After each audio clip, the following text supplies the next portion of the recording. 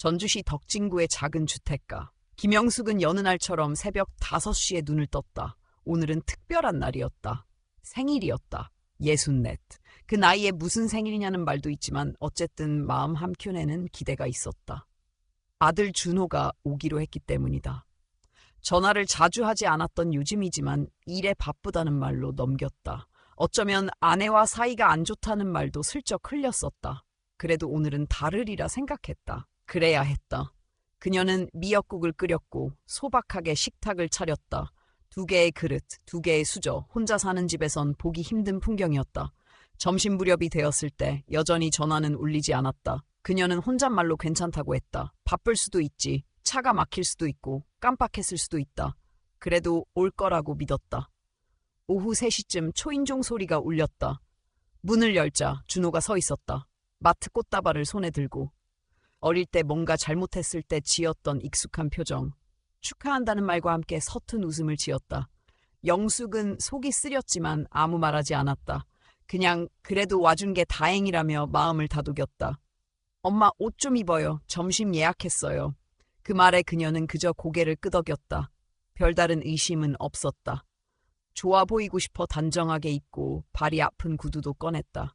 손거울을 한 번 더 확인하며 거울 앞에 섰을 땐 소녀 같은 설렘이 있었다. 그런데 차는 시내 방향이 아니었다. 목적지는 인천의 한 도로 끝, 나무가 줄지어 있는 길목에 자리한 건물이었다. 간판이 보이자 그녀는 숨이 멎을 듯했다. 소나무 요양센터. 무슨 농담이냐고 물었지만 준호는 조용히 말했다. 엄마, 이제 혼자 계시는 건 위험해요. 기억도 가끔 틀리시고. 기억력? 무슨 소리냐며 반박했지만 그는 말을 끊지 않았다. 여기가 안전하고 좋은 곳이고 또래도 있고 활동도 많고 무엇보다 안심이라 했다. 그녀는 웃음이 나왔다. 그런 웃음 있지 않은가? 웃긴 게 아닌데 나오는 웃음. 생일날 엄마를 데려다 놓고 가는 아들의 모습은 그런 웃음을 끌어냈다. 그는 트렁크를 열었다. 그녀의 여행 가방이 이미 들어있었다. 썼다. 멍하니 바라보았다. 언제 포장했을까? 어떻게 들어갔을까? 어떤 물건들이 빠졌을까? 엄마, 이거 어렵게 만들지 말아요. 그의 말에 영숙은 더 이상 말하지 않았다. 안으로 들어가자 접수대 직원들은 미소를 지었고 공기에는 소독약과 데운 음식 냄새가 섞여 있었다. 준호는 서류를 건넸다. 법적 위임장, 후견인 동의서, 모두 정리된 서류들. 그녀의 이름이 선명하게 찍혀 있었다. 그의 서명도. 그녀는 그날 눈물을 흘리지 않았다. 아니, 아직은 아니었다. 조용히 안내를 받아 방으로 들어갔다.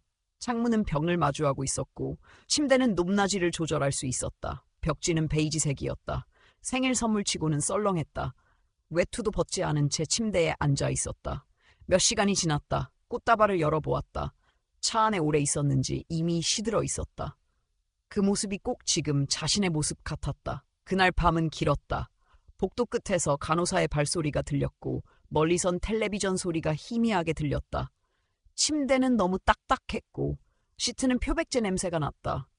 그녀는 지난 1년 동안 준호와의 대화를 하나하나 떠올렸다. 무엇을 놓쳤을까? 언제부터 어긋났을까? 몇 번이나 그를 감쌌고 변명했고 돈을 빌려줬고 대신 사과했고 기대했을까? 그 모든 장면들이 머릿속에서 하나둘씩 정리됐다. 그리고 그날 밤 그녀는 처음으로 그를 변호하지 않았다. 무언가 안에서 뚝 끊어졌다. 무너지는 것이 아니었다. 깨진 것이었다. 조용하고 확실하게. 그녀는 잠들지 못한 채 처음으로 자신에게 속삭였다.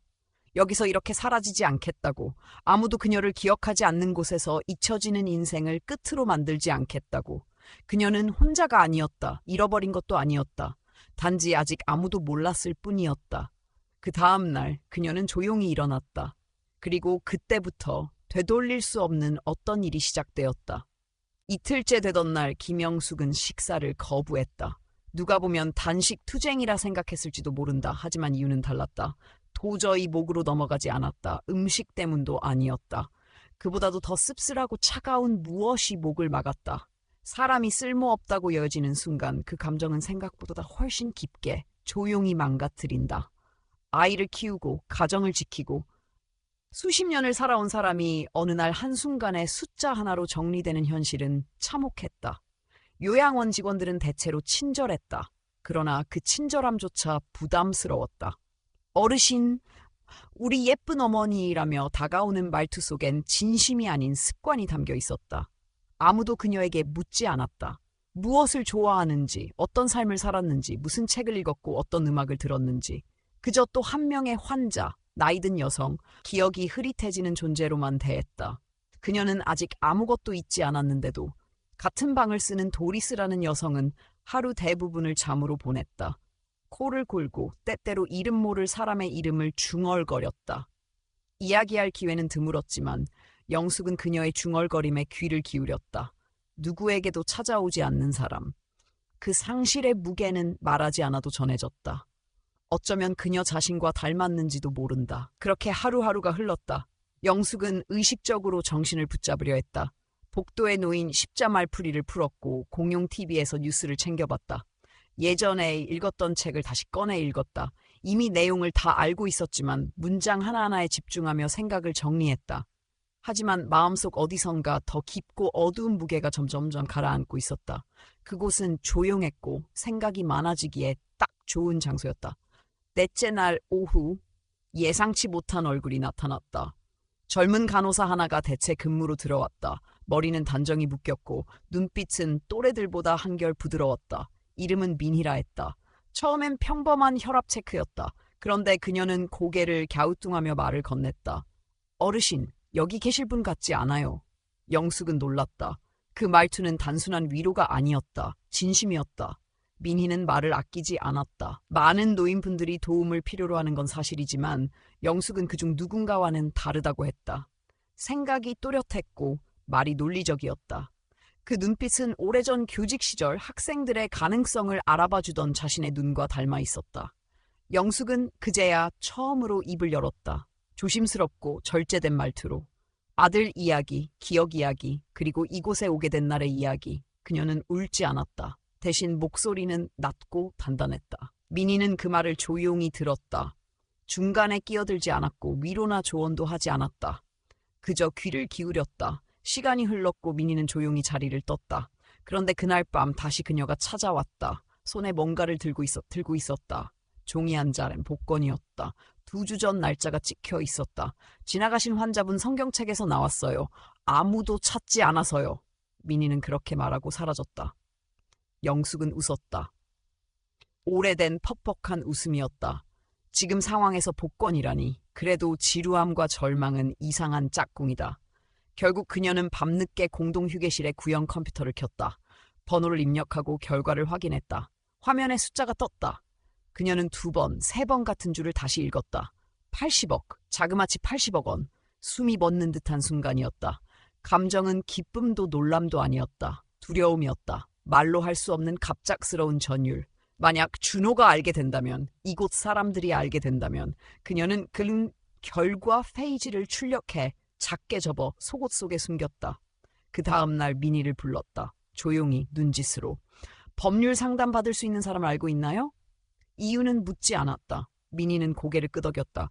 2주에 한 번 봉사하러 오는 젊은 변호사가 있다는 말과 함께 금요일까지 기다려야 했다. 그날까지 그녀는 밤마다 그 종이 쪽지를 확인하고 또 확인했다. 누가 볼까? 누가 훔쳐볼까? 그런 불안 속에서. 그리고 금요일 그가 왔다. 이름은 강재현. 아직 30대 초반 같아 보였지만 말투는 날카롭고 빠릿했다. 영숙은 작은 브레이크룸에서 그와 마주 앉았다. 손에서 접은 종이를 꺼내 그의 손에 건넸다. 그리고 한마디. 사라질 수 있을까요? 그는 놀라지 않았다. 대신 짧고 간결하게 말했다. 서두르셔야 합니다. 그날의 몇 시간은 마치 필름처럼 흘러갔다. 서류 작성, 공증, 재산 이전, 임시 주소 설정, 새로운 휴대폰 개통. 강 변호사는 익명의 자문가를 통해 블라인드 신탁을 설계했다. 그녀의 이름은 어디에도 남지 않았다. 준호는 단 한 푼도 찾지 못할 것이었다. 영숙은 다시는 속지 않겠다고 마음먹었다. 민희는 마지막 밤 그녀를 껴안으며 말했다. 자유로워지면 잊지 마세요. 그녀는 울지 않았다. 그 대신 조용히 준비했다. 이른 새벽 다른 사람의 옷을 입고 최소한의 짐을 챙겨 그곳을 떠났다. 그녀는 요양원이 자신을 가두었다고 생각하지 않았다. 오히려 거기서 자신을 다시 꺼내올 수 있었다고 느꼈다. 그들은 그녀를 연약하다고 생각했지만 그녀는 이제 유령이 되어 돌아갈 수 있었다. 수십억 원과 함께. 아무도 예상하지 못한 방식으로. 강원도 평창의 외곽. 도심에서 한참 떨어진 버스 정류장에서 내린 김영숙은 천천히 숨을 골랐다. 그곳엔 아무도 그녀를 알아볼 사람이 없었다. 버스 안에서 내내 말이 없었고 창밖을 바라보는 시간은 오히려 평온했다. 가짜 이름이 적힌 신분증, 새로 발급된 계좌, 신탁 계약서 사본, 소지품이 든 더플백 하나. 그것이면 충분했다. 그 외에는 다 놓고 왔다. 기억도, 상처도, 억울함도. 집은 허름했지만 견딜만 했다. 단층 벽돌집, 약간 삐뚤어진 우편함, 군데군데 칠이 벗겨진 창틀. 하지만 전기와 수도는 멀쩡했고 보일러도 돌아갔다. 결정적으로 아무도 그녀를 모른다. 아무도 질문하지 않고 아무도 의심하지 않는다. 서울에서는 불가능했을 침묵이 이곳에선 당연한 일이었다. 그녀는 며칠 동안 집 밖을 거의 나가지 않았다. 간단한 식사를 준비하고 우편함을 확인하고 이따금 베란다에 앉아 낙엽이 날리는 걸 지켜보는 것으로 하루를 보냈다. 그녀는 매일 뉴스와 인터넷을 체크했다. 혹시라도 요양원 탈출, 노인 복권 당첨 따위의 기사가 뜰까봐. 하지만 놀랍도록 조용했다. 아무도 그녀를 찾지 않았고 아무도 추측하지 않았다. 평범한 일상처럼 보이는 그 속에서 그녀는 조금씩 안정을 되찾았다. 당첨 복권은 현관역 벽장의 마룻바닥 아래 방화상자에 보관했다. 함께 들어있는 것은 새로 작성한 유언장, 비상용 핸드폰, 그리고 혹시를 대비해 쓴 짧은 쪽지 한 장이었다. 이런 평화가 오래 가지 않으리란 예감은 늘 마음속에 있었다. 사람은 흔적을 남긴다. 완벽하게 사라진다는 건 불가능에 가깝다. 어느 날 오후 익숙한 불안감이 다시 찾아왔다. 우편물 사이에 이상한 편지 하나가 섞여 있었다. 발신인은 없었고 종이는 일반 청구서보다 훨씬 두껍고 고급스러웠다. 편지 안에는 단 한 장의 복사된 문서가 들어있었다. 그녀의 이름이 적힌 대출 계약서. 옆에는 이미 세상을 떠난 남편 박성호의 서명, 그리고 준호의 서명. 12년 전으로 기재된 날짜, 발행은행도 공증도장도 실제였다. 하지만 그녀는 그 종이에 서명한 기억이 없었다. 글씨체는 분명 자신의 것이었지만 어딘가 미세하게 이상했다. 너무 깔끔했고 너무 완벽했다. 남편은 생전에 절대 가족에게 숨기는 방식으로 대출을 진행할 사람이 아니었다. 더욱이 준호는 단 한 번도 이 이야기를 꺼낸 적이 없었다. 영숙은 거실의 낡은 책상에서 파일 상자를 꺼냈다. 강재현 변호사가 정리해준 옛 금융서류 더미 속에서 유사한 문서들이 또 나왔다. 또 다른 대출 계약서, 또 다른 서명. 그녀는 손이 차가워지는 걸 느끼며 확신했다. 준호는 단순한 실수나 방황이 아니었다. 그건 구조적인 배신이었다. 반복적이고 계획적이며 법적 책임을 피할 수 없는 종류의 사기였다. 그녀는 다음 날 강 변호사에게 연락했다. 전화기 너머 그의 목소리는 조용했지만 단호했다. 증거가 충분합니다. 형사 고소도 가능합니다. 결정은 어머님께 달려 있습니다. 하지만 그녀는 망설였다. 고소하지 않겠다는 뜻이 아니었다. 단지 그 전에 더 많은 걸 알아야 했다. 그는 왜 그렇게까지 했는지, 언제부터였는지, 그리고 어디까지 무너졌는지를, 무엇보다 그가 자신이 이미 알고 있다는 사실을 알고 있는지 여부가 중요했다. 그녀는 이제 숨는 사람이 아니라 관찰하는 사람이 되어야 했다. 그 주 내내 그녀는 조용히 움직였다. 옛 은행 계좌를 확인했고 온라인 공공기록 사이트를 뒤졌으며 강재현의 도움으로 정식 자료 요청서도 작성했다. 옛날에 운영했던 가족 음식점 명의로 등록된 법인을 추적하던 중 결정적인 증거가 발견됐다.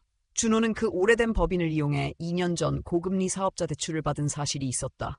더 충격적인 건 그 계약서에 이미 사망한 남편의 서명이 버젓이 찍혀 있었다는 점이었다. 그 순간 이건 단순한 가족 간의 불화도 아니고 재산 다툼도 아니었다. 명백한 사문서 위조와 금융사기였다. 그녀는 관련 서류들을 암호화된 폴더에 저장하고 백업하고 출력해 상자에 보관했다. 그리고 한밤중 홀로 거실에서 천장을 바라보며 중얼거렸다. 이 아이를 언제부터 잃었던 걸까? 누구나 사랑했던 사람을 완전히 알 수는 없다. 그러나 그가 만든 서류들과 그녀가 떠안은 빚 목록들을 하나하나 정리해보며 그녀는 처음으로 준호를 모른다고 느꼈다.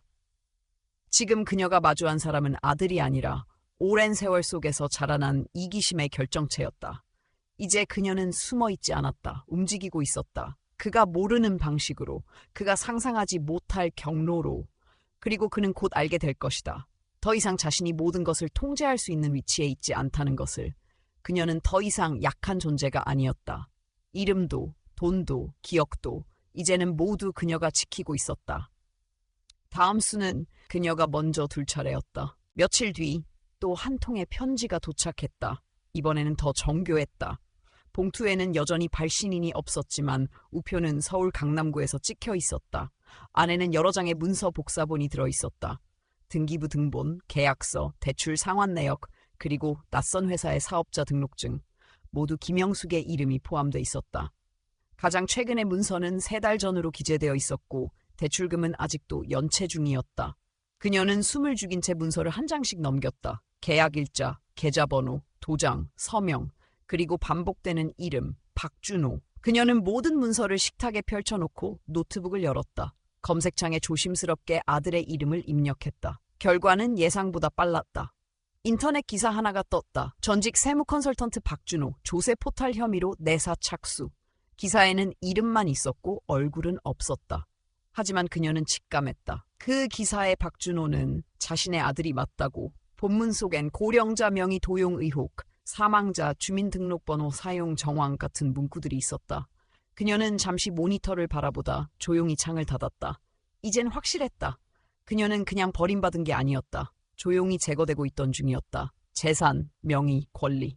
준호는 모든 걸 침묵 속에서 천천히 가져갔고 마지막엔 그 침묵마저도 법적으로 봉인하려 했다. 그녀가 움직이지 않으면 그는 그대로 모든 걸 덮고 지울 수 있었을 것이다. 그녀는 다시 강재현에게 전화를 걸었다. 목소리는 담담했지만 더 이상 유보는 없었다. 새로운 정보가 있어요. 명의 도용, 서명 위조, 대출 사기 다 확실합니다. 강재현은 조용히 말했다. 형사고발 준비하겠습니다. 하지만 지금은 먼저 정리부터 하시죠. 어머님이 안전해야 합니다. 그날부터 영숙은 본격적으로 움직이기 시작했다. 통신 내역, 계좌 입출금 명세서, 과거 이메일, 준호가 대신 처리해준다며 보냈던 문서들을 모두 꺼내 정리했다. 오래된 은행 지점에 연락해 과거의 서류를 요청했고 법인의 이전 회계 내역도 회수했다. 그리고 예상치 못한 문서 하나를 찾았다. 자신이 젊었을 적 남편과 함께 만들었던 음식점의 폐업 신고서였다. 문제는 폐업일이 남편이 사망한 날보다 2년 늦었다는 점이었다. 서명은 박성호. 죽은 사람의 서명이 찍힌 공식 문서. 그녀는 손끝이 차가워지는 걸 느꼈다. 그 문서 하나로 많은 퍼즐 조각이 맞춰졌다. 준호는 오래된 법인을 이용해 사망자의 이름으로 고액 대출을 받았고 세금 신고는 조작되었으며 일부 금액은 다시 그녀의 명의로 되돌아가 있었다. 그 모든 과정은 그녀 몰래 진행됐고 이자와 세금은 그녀의 책임으로 떠넘겨졌다. 그제야 영숙은 예전 남편이 무언가를 숨기고 있었던 표정이 이해됐다.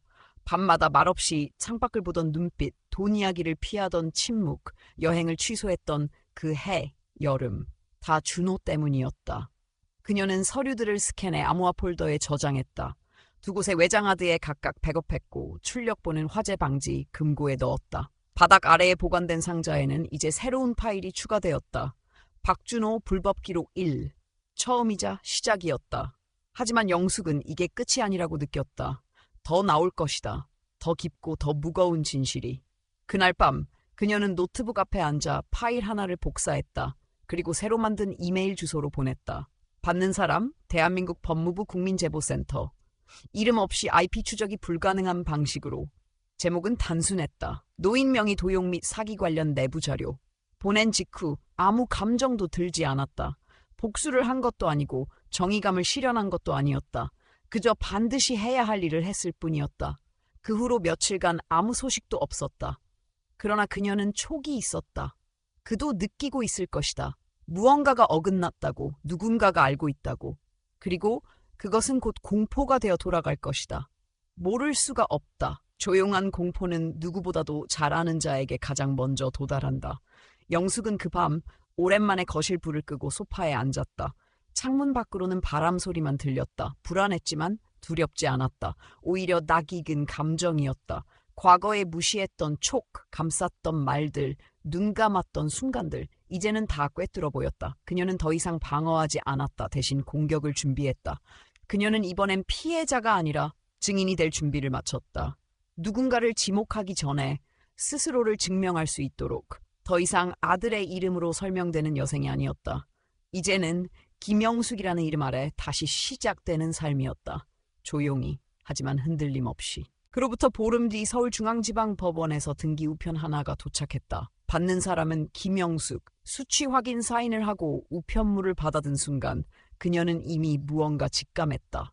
봉투를 조심스레 뜯자 안에는 공식적인 서류들이 빽빽하게 들어있었다. 발신인은 박준호 측 법무대리인. 그가 제출한 청구는 하나였다. 어머니 김영숙에 대한 성년후견 개시 심판 청구. 다시 말해 그녀가 정신적으로 불안정하며 독립적인 판단이 어렵다는 근거로 법적으로 후견인을 세워야 한다는 요청이었다. 후견인은 당연히 박준호였다. 그녀는 24시였다. 서류를 하나하나 정독했다. 진술서에는 이미 익숙한 단어들이 반복됐다. 기억력 저하, 비합리적 행동, 감정 기복, 대인 기피. 근거로 제시된 것은 두 사람이 작성한 진술서였다. 하나는 서울 송파구의 옛 이웃, 다른 하나는 준호의 대학 동기라 적혀 있었다. 영숙은 두 사람 모두와 특별한 교류가 없었음을 기억했다. 그들의 진술은 마치 원고지 위에 복사된 듯 익숙한 문장들로 채워져 있었다. 무엇보다도 그녀를 멈추게 한 것은 정신과 전문의의 소견서였다. 그녀는 그 의사를 한 번도 본 적이 없었다. 그 문서에는 그녀의 이름과 주민등록번호, 최근의 이상 행동이 상세히 적혀 있었고 마지막 문장에는 성년 후견 개시를 검토할 필요가 있음이라는 평가가 쓰여 있었다. 영숙은 서류를 내려놓고 다시 고개를 들었다. 조용한 거실에 스산한 바람이 스며드는 듯했다. 그녀는 바로 강재현에게 연락했다. 상황을 전하자 그는 말없이 10초가량 정적을 유지했다. 그리고 단호하게 말했다. 침착해야 합니다. 저쪽은 당황하게 만드는 걸 노리고 있어요. 우리도 준비하죠. 재판까지 시간은 많지 않지만 충분합니다. 다음 날부터 본격적인 반격이 시작됐다. 첫 단계는 의학적 평가였다. 강재현은 평판이 뛰어난 신경정신과 전문의인 유라빈 박사를 섭외했다. 직접 가정 방문을 요청해 3시간에 걸쳐 검사를 진행했다. 박사는 성실하게 조심스럽게 질문을 던졌고 영숙은 피하지 않았다. 자신의 생애, 가족, 결혼, 교육, 병력, 최근의 일들까지 그녀는 단 한 가지도 숨기지 않았다. 평가가 끝난 뒤 박사는 조용히 말했다. 이 정도로 명확한 분은 드뭅니다. 걱정 마세요. 동시에 강재현은 법적 반격을 준비했다. 요양원을 나올 당시의 상황을 증명할 수 있는 공증문서, 변호사, 입회 하의 의사 결정 기록, 복권 당첨 이후 재산 이동 기록, 그리고 매일 작성한 일지. 그 모든 자료를 하나의 시간선으로 엮었다. 그녀는 매일을 빠짐없이 기록하고 있었고 그 기록은 그녀가 판단력과 인지를 충분히 가지고 있었다는 결정적 증거였다. 동시에 온라인상에서의 여론은 변하기 시작했다. 박준호는 기자들에게 연락을 취했고 어머니가 실종 상태로 발견되었으며 정신적 문제가 우려된다는 식의 인터뷰가 기사로 게재됐다. SNS에는 아들을 외면한 어머니, 치매 환자를 방치한 사회 같은 해시태그가 올라왔다. 그녀는 그 기사를 가만히 읽었다. 화가 나지는 않았다. 다만 참담했다. 얼마나 쉽게 사람들이 거짓말에 설득되는지, 얼마나 허무하게 진실은 의심받는지를 다시 확인한 기분이었다. 그러나 그녀는 침묵하지 않기로 결심했다. 영상 장비를 준비해 카메라 앞에 앉았다. 조명을 켜지도 않았고 배경도 특별하지 않았다. 그냥 식탁 앞 커튼을 반쯤 내린 상태. 그녀는 카메라를 바라보며 말했다. 제 이름은 김영숙입니다. 저는 정신적으로 문제가 없습니다. 다만 제 아들이 저를 지우려 했습니다. 그녀는 울지 않았다. 단지 조용히 진실을 말했다. 그 영상은 아직 비공개 상태로 저장되었지만 그녀는 그것이 언젠가를 대비한 안전장치라는 걸 알고 있었다. 재판 당일이 다가왔다. 법원에 도착한 그녀는 검은 코트에 단정한 복장을 하고 손에는 단 하나의 파일만을 들고 있었다. 박준호는 이미 도착해 있었다. 멀리서 보이는 그의 모습은 기자들에게 둘러싸여 있었다. 걱정 가득한 아들의 얼굴, 흔들리는 목소리, 어머니가 예전과 다르다는 진술. 모든 게 준비된 연극처럼 보였다. 법정안은 정적에 휩싸였다. 재판장이 사건 번호를 읽고 개요를 설명한 뒤 박준호 측 변호인이 나섰다. 그들의 주장은 예상대로였다. 실종 상태, 불규칙한 행동, 금전적 결정의 비정상성, 거기에 더해 조작된 음성 파일 몇 개, 영숙이 요양원에 있던 시절 불안정했던 목소리, 혼잣말, 짜증 섞인 메시지. 짜깁기 된 그 녹음은 확실히 혼란스러웠다. 하지만 문맥도 없었고 배경도 없었다. 그리고 그녀의 차례였다.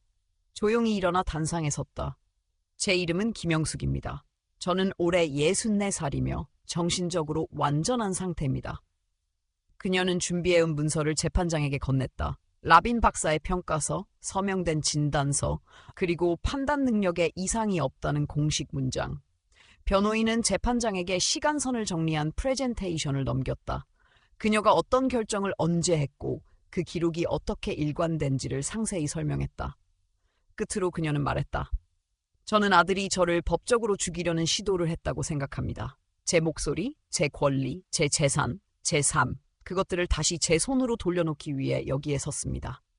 방 안은 고요했다. 박준호의 얼굴은 점점 굳어졌고 그의 변호사는 당황한 기색을 숨기지 못했다. 재판장은 천천히 고개를 끄덕이며 말했다. 모든 서류와 증거를 검토한 후 2주 내로 결정을 내리겠습니다. 법정은 그대로 정리됐다. 밖으로 나오는 길, 그녀는 고개를 돌리지 않았다. 준호가 무슨 표정을 짓고 있는지는 중요하지 않았다. 중요한 건 그녀가 이제 침묵 속에 머물지 않겠다는 사실이었다. 싸움은 끝나지 않았지만 이제 그녀는 이길 수 있다는 걸 알고 있었다. 2주. 재판장이 결정 유예를 선언한 그날 이후 김영숙은 다시 시간과의 싸움에 돌입했다. 그러나 박준호는 한순간도 쉬지 않았다. 법정을 나선 직후부터 그는 공격적으로 여론전을 펼쳤다. 뉴스엔 어머니의 안전을 걱정하는 아들이라는 타이틀로 인터뷰가 실렸고 준호는 촬영된 영상에서 눈시울을 붉히며 말했다. 어머니가 예전의 어머니가 아닙니다. 저는 단지 어머니가 다치지 않도록 도우려는 것뿐입니다. 기사 아래엔 수많은 댓글이 달렸다. 요즘 노인들 치매 초기인데도 자각 못하는 경우 많아요. 그래도 가족이 지켜보는 게 맞지. 어머니가 상처받지 않길 바랍니다. 그녀는 그 글들을 조용히 읽었다. 분노보단 차라리 씁쓸했다. 누구나 쉽게 판단했고 누구나 쉽게 낙인을 찍었다. 그녀는 박준호의 연기력보다 그 연기에 감동받는 세상의 성급함이 더 두려웠다. 그러나 이번엔 침묵하지 않기로 했다. 그녀는 강재현에게 서류 봉투 하나를 건넸다. 봉투 안엔 지금까지 모은 모든 자료가 정리돼 있었다. 위조된 계약서, 도용된 서명, 부정대출 내역, 허위 신고된 세무자료, 그 모든 것. 법원에 내지 말고 정부기관에 익명으로 보내주세요. 그는 고개를 끄덕였다. 이건 반드시 반응 올 겁니다. 그날 밤 그녀는 조용히 노트북을 열었다. 새로 만든 이름으로 개설한 계좌를 통해 한 비영리 단체의 거액의 기부를 진행했다. 무려 50억 원.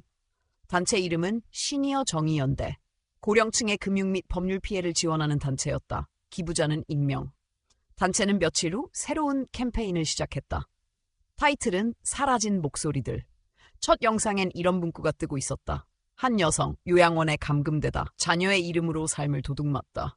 그녀의 이름은 등장하지 않았지만 그 이야기 속 그녀는 명확했다. 인터넷은 빠르게 반응했다.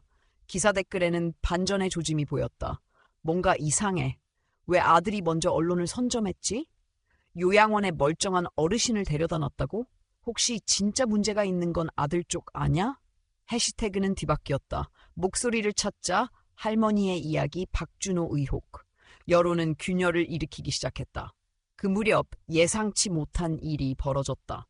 중앙일보의 한 탐사보도 기자가 강재현에게 연락을 해왔다. 익명 보도 조건으로 김영숙의 이야기를 직접 듣고 싶다고 했다. 그녀는 한참을 고민했다. 얼굴을 드러낼 준비가 되어 있는가? 이름을 다시 공개할 수 있는가? 하지만 결국 그 제안을 받아들였다. 기자는 강원도 한적한 카페에서 그녀를 만났다. 그녀는 평범한 회색 스웨터에 단정한 모자만을 썼다. 촬영도 없고 메모도 거의 하지 않았다. 그저 녹음기 하나만 책상 위에 올려두고 그녀에게 말했다. 당신의 이야기를 들려주세요. 그리고 김영숙은 천천히 그러나 분명하게 말했다. 요양원에 강제로 보내졌던 날 복권, 배신, 조용한 탈출, 그리고 진실을 추적한 시간들. 기사는 이틀 뒤 인터넷에 조용히 게재됐다. 제목은 단순했다. 잊힌 목소리, 김영숙 씨의 이야기. 실명은 사용되지 않았지만 디테일은 진실 그대로였다. 그리고 그 글은 걷잡을 수 없이 퍼졌다. 각종 커뮤니티, SNS, 뉴스포털 메인에까지 올라갔다. 댓글엔 공감과 분노가 뒤섞여 있었다. 이게 진짜면 박준호는 끝났다. 저 할머니 진짜 용감하다. 엄마를 그렇게 다루다니 사람이 아니다. 박준호는 언론에 아무런 입장도 내놓지 않았다. 그가 한 모든 말과 행동은 인터넷의 의심 속에 잠식됐다. 그리고 결정적인 소식이 도착했다. 강재현은 그녀에게 전화를 걸었다. 법무부로부터 회신이 왔습니다. 제보된 자료에 따라 공식 수사 착수 결정이 내려졌어요. 박준호 이름 조사 대상에 포함됐습니다. 그녀는 아무 말 없이 가만히 고개를 끄덕였다. 그날 밤 그녀는 창밖을 오래 바라봤다.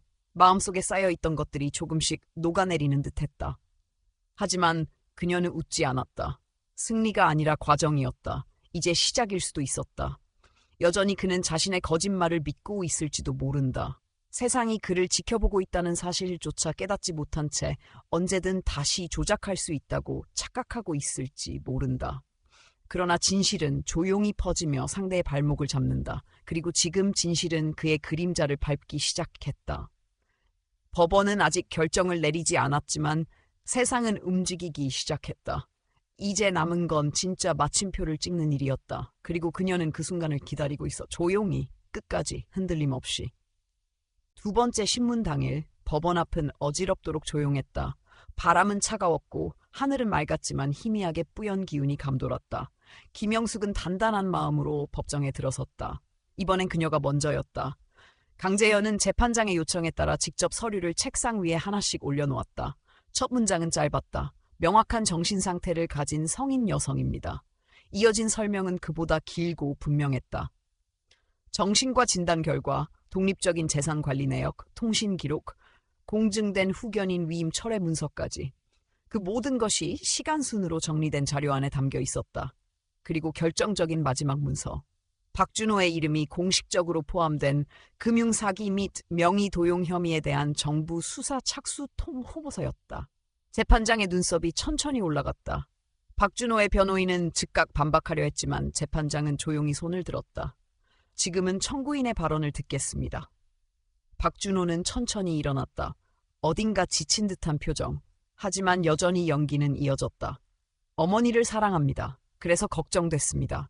혼자 계시는 모습이 불안했고 경제적인 판단도 흔들리는 것 같았기에 보호하고자 했던 것뿐입니다. 그의 목소리는 단정했고 간간히 떨리는 듯 연출되었지만 그의 손끝이 탁자 아래로 숨겨질 만큼 힘이 들어간 것은 감출 수 없었다.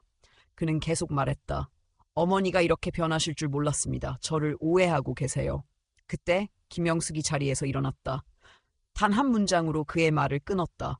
저는 그 어머니입니다. 정적. 누구도 말을 잇지 못했다. 그녀는 단상으로 천천히 걸어나가 작은 파일을 꺼냈다. 여기엔 제가 작성한 증언서와 제가 직접 서명한 문서들이 있습니다. 병원 진단서도 포함되어 있습니다. 제정신입니다. 누구보다도 명확히. 그리고 그녀는 마지막으로 한 장의 시간표를 꺼내들었다. 그 안에는 박준호가 그녀의 통장을 정리하고 요양원 서류를 제출하고 자신의 사업통장에서 고액이 인출된 날짜가 나란히 정리돼 있었다. 이게 우연입니까? 아니면 계획입니까? 그녀는 박준호를 바라보지 않았다. 대신 재판장을 향해 마지막 말을 전했다. 저는 그 아이를 30년 넘게 키웠습니다. 감기 한번 걸리면 밤을 새웠고 대학 등록금을 내기 위해 금반지를 팔았고 결혼식 날 가장 먼저 울었습니다. 그런데 지금 그는 저를 법적으로 지우려 합니다. 제 기억도 제 선택도 제 인생도 이 자리가 그런 것을 용인하는 곳이 아니라면 부디 판단해 주십시오. 법정은 다시 조용해졌다. 강재현은 아무 말 없이 그녀의 옆에 섰다. 재판장은 손에 쥔 서류를 바라보며 깊은 숨을 내쉬었다. 김영숙 씨에 대한 성년 후견 개시 청구권은 기각합니다. 피청구인은 정신적으로 명확하고 재산 관리 능력 또한 충분히 입증되었습니다. 모든 권리는 피청구인에게 돌아갑니다. 이 법정은 김영숙 씨의 자율성과 독립성을 전적으로 인정합니다. 판결문이 낭독되는 그 순간 박준호는 얼굴을 돌렸다. 그의 눈빛은 공허했고 주먹은 꽉 쥐어진 채 풀릴 줄 몰랐다. 기자들은 재판장의 마지막 말이 끝나기도 전에 일제히 키보드를 두드리기 시작했다. 김영숙은 아무런 표정 없이 자리를 정리했다. 법정을 나서며 박준호와 마주쳤지만 그녀는 눈을 마주치지 않았다. 그가 더는 중요하지 않았기 때문이다. 그의 표정, 변명, 눈빛 모두 이제 그녀와는 무관했다. 강재현이 그녀의 어깨 너머로 조용히 말했다. 이겼습니다. 그녀는 고개를 끄덕였지만 그것이 끝이 아니라는 걸 알고 있었다. 아직도 언론은 진실을 모르고 있었고 박준호는 어떤 방식으로든 또 다른 전선을 펼칠지도 모른다. 그러나 이제 그녀는 더 이상 도망치지 않는다. 집으로 돌아가는 길, 하늘은 무척 맑았다. 차창 밖으로 흐르는 산길이 조용했고 겨울의 기운은 서서히 봄을 준비하고 있었다. 그녀는 손가방 안에 든 작은 종이 봉투를 꺼내 다시 확인했다. 그 안에는 법적 권리 회복 통지서, 복권 당첨 확인서, 그리고 김영숙이라는 이름으로 남긴 첫 번째 유언장이 있었다. 이제 그녀는 단순히 살아남은 사람이 아니었다. 목소리를 되찾은 사람이었다. 그리고 그 목소리는 이제 사라지지 않을 것이었다. 새벽 1시 13분 전화벨이 울렸다. 화면에는 등록되지 않은 번호가 떠 있었다. 김영숙은 이미 예상하고 있었다. 강재현의 목소리는 낮고 또랬다.